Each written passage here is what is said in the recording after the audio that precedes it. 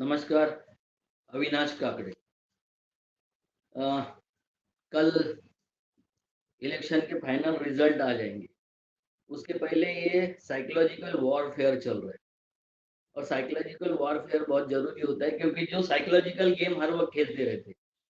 जैसा मैंने कल बताया था आपको कि ये जो इलेक्शन के एग्जिट पोल आए हैं, ये उसी का हिस्सा है, साइकोलॉजिकल वॉरफेयर का हिस्सा है। क्योंकि सारे मैंने मुझे ऐसी जानकारी मिली है कि जितने ये पोल होते हैं, ये खुद का खर्चा तो करते नहीं, या तो मीडिया हाउसेस भी इसको पैसा नहीं देती। तो ऐसे लोग इनको पैसा देते हैं जिसको साइकोलॉजिकल वॉरफेयर का उपयोग होता है।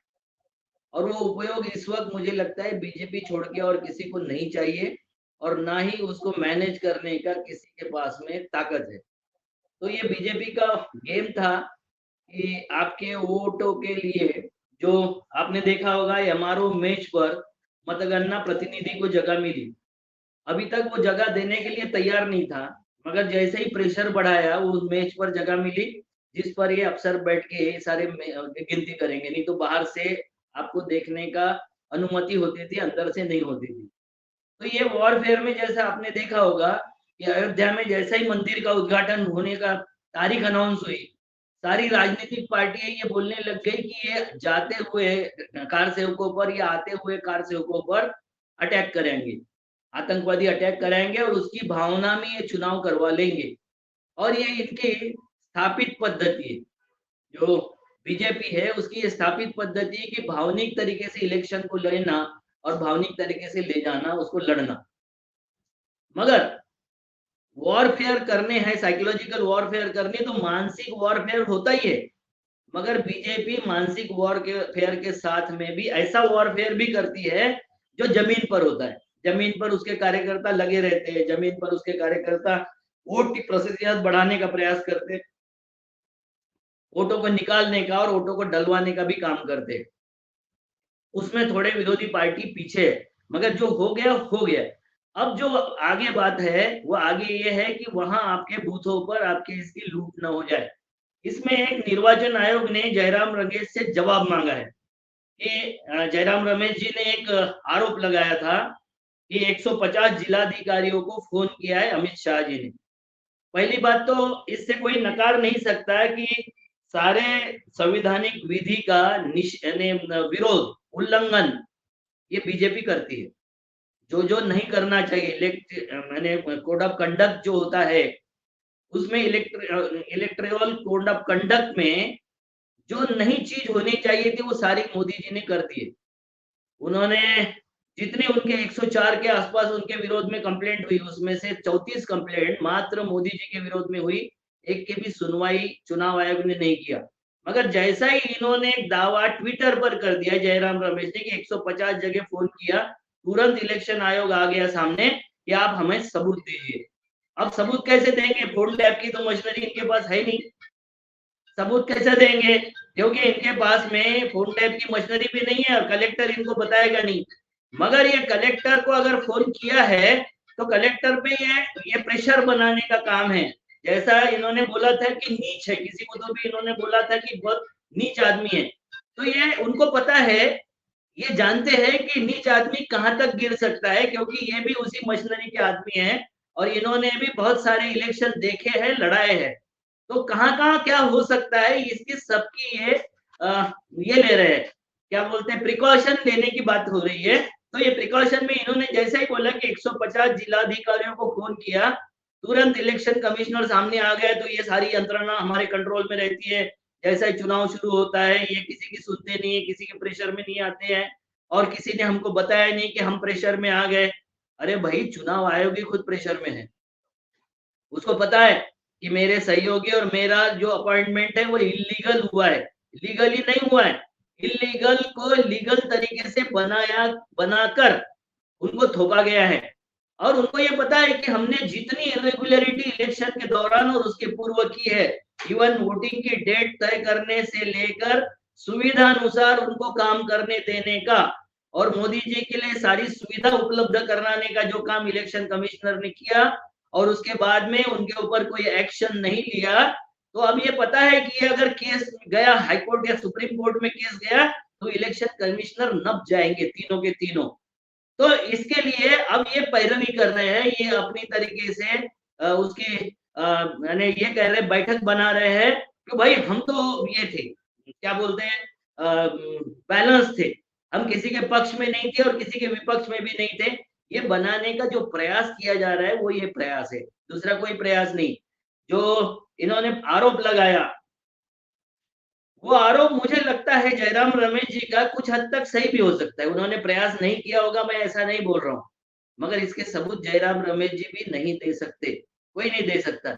इलेक्शन कमीशन ने जो कुछ किया वो उसका फर्स्ट एविडेंस कहीं नहीं मिलेगा, मगर उसके बाद में जो कुछ हुआ, जैसे हुआ, जैसे आपको पता होगा बाला साहब ठाकरे जी ने एक बार बहुत पहले के चुनाव के इसमें उन्होंने किसी धर्म की बात कर दी कि हमको धर्म बचाना है तो ये करना पड़ेगा। उनकी 6 साल के लिए मेंबरशिप चली गई थी, वोटिंग का अधिकार चला गया था।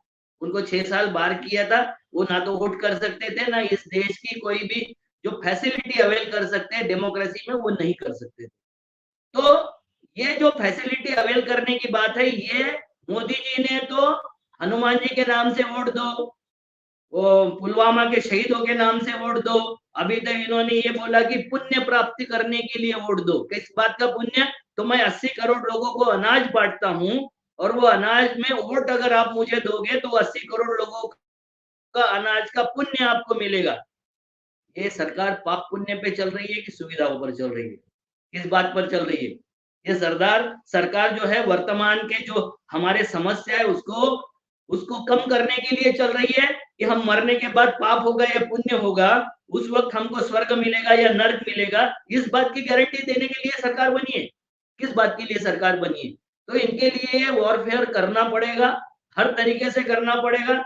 जैसा खड़गे जी ने भी कल बोला, राहुल जी ने भी कल बोला, और मैं आपको एक बता देता हूँ कि जीतने वाले तो है इंडिया अलायंस। उसका कारण मैं बता देता हूँ कि आप एक देखो कि वोट देके आदमी बाहर आया और उसके किसी ने पूछ लिया किसको वोट दिया, क्यों बताएगा वो आपको? वैसे ही मतदान गुप्त होता है, मगर वो क्यों बताएगा आपको? आपने बोला मैं मीडिया वाला हूँ, तो आपको पहले सवाल पूछेगा कि भैया तू किस पार्टी का मीडिया वाला है? क्योंकि मीडिया तो स्वतंत्र नहीं है, किसी ना किसी पार्टी का, और ज्यादातर मीडिया आजकल गोदी मीडिया हो गए हैं, तो वो अपना जवाब नहीं देगा। ऐसे जगह पर कभी जवाब महिला भी नहीं देगी, दलित भी नहीं देगा, आदिवासी भी नहीं देगा और किसान भी नहीं देगा। उसने वोट देके नक्की किया, मुसलमान भी नहीं देगा। उसको अगर पूछा जाए तो वो बोलेगा नहीं भैया मेरे घर पे बुलडोजर नहीं चलवाना है मुझे, मैंने जिसको देना था उसको दे दिया। मगर कुछ जगह आप कंफर्म कर सकते हो कि वोट सच में उसमें दिया है कि नहीं दिया। वो जगह है सोशल मीडिया। सबसे ज्यादा ओपिनियन बिल्ड अब आज की तारीख में जो हो रहा है, मीडिया तो देखना लोगों ने छोड़ दिया, बहुत लोगों ने मीडिया देखना छोड़ दिया। तो सोशल मीडिया पर आपको ओपिनियन बिल्ड हो रहा है। जो वहाँ के दर्शक है, सोशल मीडिया जो देखते हैं, तो वो खुद कह रहे हैं कि 90% एग्जिट पोल गलत है। 2004 से लेके तो 19 तक का रिकॉर्ड है कि एग्जिट पोल 90% गलत हुए। 10% ओपिनियन पोल सही होते हैं और उसको लेके ये आगे के ओपिनियन पोल में नाचते रहते हैं। मगर क्या सही हो सकता है? तो सोशल मीडिया पर जो डायरेक्ट प्रतिक्रिया आ रही है, जैसा हम उसको मतदार को पूछते हैं कि किसको वोट दिया, वैसे यहाँ तू किसको वोट देना चाहता है और यह वोट दिया, ये जो प्रतिक्रिया होती है मार्च से मई तक कोई क्या आई है, ये प्रतिक्रिया आपको बताता हूँ। इंस्टाग्राम मैं देखता नहीं, मगर इंस्टाग्राम बहुत लोकप्रिय है, पब्लिक में लोकप्रिय है और यंग जनरेशन में और टेक्नो सेवी लोगों में लोकप्रिय है। तो उसके फॉलोअर का हम देखते हैं। इंस्टाग्राम में फॉलोअर की ग्रोथ रेट बीजेपी में ये मार्च से मई तक का है, ग्रोथ रेट थी 7.51, मतलब करीबन करीबन 7.5%। ये बीजेपी की ग्रोथ रेट थी और कांग्रेस की ग्रोथ रेट थी 83.24%। 7%, 7.5% कहा और 83% कहा। रोज डेली न्यू फॉलोअर जो बनते हैं, रोज के जो फॉलोअर वो बीजेपी के बन रहे थे इस 2 महीने में 5,354 एवरेज है और कांग्रेस के बन रहे थे 32,887। इनके मंथली फॉलोअर जो बन रहे थे वो मंथली फॉलोअर 162,000, मतलब 1,62,000 बन रहे थे बीजेपी के और 10 लाख बन रहे थे कांग्रेस के। एवरेज लाइक्स जो आ रही थी, बीजेपी में एवरेज लाइक्स थी 26,945 और कांग्रेस की एवरेज लाइक्स थी 1,21,962। एवरेज जो कमेंट्स थे वो बीजेपी पर थे 252 और कांग्रेस पर थे 5,812। आप बताइए कि ये जो इंस्टाग्राम है इसमें तो सोच समझ के आदमी जाता है और कमेंट्स करता है, और कमेंट्स करता है, देखता भी है, उसका ये रेशो है। उसके बाद फेसबुक का हम देखते हैं कि बीजेपी के 2,10,00,000 थे जो उसका देख रहे थे, टोटल न्यूज का जो ये देख रहे थे, उसका व्यू कर रहे थे फेसबुक का, वो 2,10,00,000 थे और कांग्रेस के 2,70,00,000 थे। उसके अनुसार महीने के अनुसार अगर उसको बाइफरकेट किया जाए तो मार्च में 8 मिलियन थे कांग्रेस के और 4 मिलियन थे बीजेपी के। अप्रैल में 9.5 मिलियन थे कांग्रेस के, 3.6 मिलियन थे बीजेपी के और मई में 10 मिलियन थे कांग्रेस के और 13 मिलियन थे बीजेपी के। वैसे ही यूट्यूब का अगर देखे जाए आपका, तो यूट्यूब में कांग्रेस के व्यूज हुए हैं 613 मिलियन। आप देख लीजिए, सब्सक्राइब हुए हैं 1 मिलियन में नए सब्सक्राइब, नए इंप्रेशन पड़े हैं 1.3 बी और यूनिक व्यूअर्स हुए हैं 110.5 मिलियन। उसके बाद में ये मिलियन में हुए हैं और बीजेपी के 16 मार्च से 29 मई तक जो हुआ है तो इनका व्यूज हुए हैं 150 मिलियन। उनके 613 मिलियन थे, इनके 150 मिलियन है और सब्सक्राइब इनको मात्र 3.5 लाख लोगों ने किया था। अब आप ये देख लो कि ये सोशल मीडिया जो यूथ प्लेटफॉर्म है, जिसके कारण मोदी जी 2014 में सत्ता में आए थे और सत्ता में आके उन्होंने देश के साथ जो कुछ करना था वो कर दिया। वो सोशल मीडिया अगर बता रहा है कि इंडिया गठबंधन जीत रहा है, तो फिर ये 4 दिन का 3 दिन का जो वॉरफेयर है, आपको पहले ही बताया था मैंने कि 1,500 से लेके 50,000 तक की जो सीटें हैं, उसके काउंटिंग जगह पर, जहाँ काउंटिंग हो रही है उस जगह पर, उस प्रीमाइसेस में आपने प्रेशर बना के नहीं रखा, तो बीजेपी के लोग, बीजेपी का संगठन वहाँ प्रेशर बनाएगा। बीजेपी का ऑर्गेनाइजेशन, बीजेपी की सत्ता, बीजेपी के सरकारी महकमे, ये सबके सब प्रेशर बनाएंगे। ये चुनाव जनता वर्सेस मोदी हुआ है, तो अब जनता उम्मीदवार को भागने न दे, बिकने न दे, जागरूक हो जाए। कार्यकर्ता अपने नेता को पकड़ के रखे और वहां बिठा के रखे, हर इसका नोटिंग ले ले, हर वोटिंग के जो जो फेज होते हैं, जैसे जैसे बूथ वाइज वोटिंग होते हैं उसके नोट्स ले ले और वो टैली करे अपने 7C फॉर्म के साथ, 17C फॉर्म के साथ टैली करे और उसके बाद में पूरा लास्ट तक प्रेशर बना के रखे। कम ज्यादा हो रहे हैं तब भी भागने की जरूरत नहीं है। पहले 11 बजे तक ये कल ढोल पीटेंगे, मगर 11 बजे के बाद में ये ढोल फाड़ के घर चले जाएंगे, ये बिल्कुल विश्वास रखिए। क्योंकि सोशल मीडिया, यूथ, महिला, ये जिस तरीके से बिहेव करते हुए मैंने 10 राज्यों में दौरे के दरमियान देखा है, मुझे ये लग रहा है कि बीजेपी के यानी झोला उठा के चलने के दिन आ गए। मगर खुदा न खास्ता अगर आ गया तो ये ध्यान में रखें कि ये लोकतंत्र है, इसमें लड़ाई आगे लड़नी पड़ती है और लोकतंत्र में अपनी बात रखनी पड़ती है। हम इसको डिनाई नहीं कर सकते। आप देख लीजिए, वो खालिद करके एक लड़का है, 35 महीने से अंदर बैठा है और कोई पार्टी उसके लिए आवाज उठाने को तैयार नहीं, क्योंकि इनको लगता है कि हमने मुसलमान का आवाज उठा लिया तो हमको मुसलमानों की पार्टी बोला जाएगा। ये लोकतंत्र की आवाज है, ये मानवाधिकार की आवाज है, ये हमारे देश की आवाज है और इसको उठाना पड़ेगा। इसमें हिंदू मुस्लिम करके नहीं चलेगा।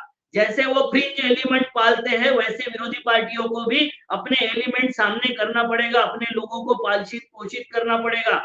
वो उनके 350 संगठनों को केन प्रकारेण धन से, बल से, सत्ता से पुष्ट करते रहते हैं और ये विरोधी पार्टियां मात्र चुनाव के 1 महीना लड़ती है और बाकी दिन इनको हवा में छोड़ देती है। उनके फेवर में बात करने वालों को या तो आरएसएस और बीजेपी के विरोध में बात करने वालों को हवा में छोड़ देती है, इनके ऊपर कोई ध्यान नहीं देती।